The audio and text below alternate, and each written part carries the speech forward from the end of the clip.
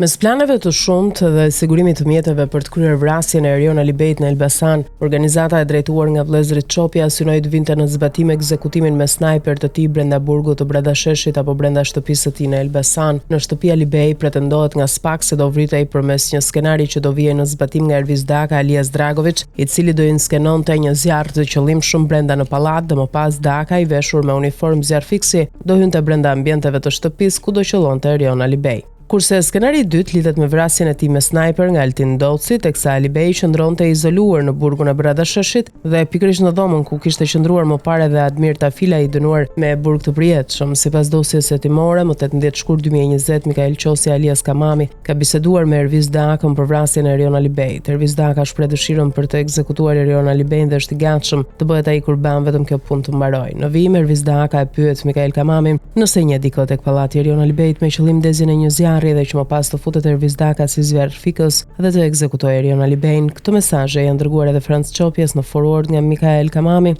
Ndërkohë, më datë 2 mars 2020, Mikael Kamami ka biseduar me Besmir Haxhia, një vrarë në Durrës, për ekzekutimin e Erion Alibejt me një dron. Besmir Haxhia i ka thënë Mikael Kamamit se këtë ngjarje do ta kryejë grupi i tyre dhe nuk duhet të angazhojë persona të tjerë pasi sipas tij kjo gjë mund t'i ekspozojë. Ndërkohë, më 4 mars 2020, Mikael Kamami bisedon me Franc Çopjan, të cilin e informon duke i thënë se snajperi dhe dronët do jenë gati për ekzekutimin e Erion Alibejt. Mikael Kamami, që përdor nofkën Canada Cam, dhe Altin Doci, që përdor nofkën The First Time, kanë shkëmbyer disa mesazhe ku evidentohet se është zhvilluar bisedë ndërmjet Altin Docit dhe Çolës Florence Gega Alia Meçi alias Drinin. Sipas Altin Docit, Çolja do të nxjerrë në prit kryemin Erion Alibejn kur të dalë nga burgu dhe do i qërojë. Biseda zhvillohet në kohën kur Erion Alibej ka qenë në burgun e Elbasanit. Sipas Mikael Kamamit, shuma për ekzekutimin e Erion Alibejt varion nga 500.000 deri në 1 milion euro. Altin Doci ka dhënë detaje se nuk mund godasin me snajper tek Erion Alibej pasi ka vështirësi, nuk mund të depërtojnë plumbat pasi janë godinat që e mbrojnë. Altin Doci ka dhënë detaje se në atë dhomë që po qëndron Erion Alibej ka qëndruar dhe Tafili.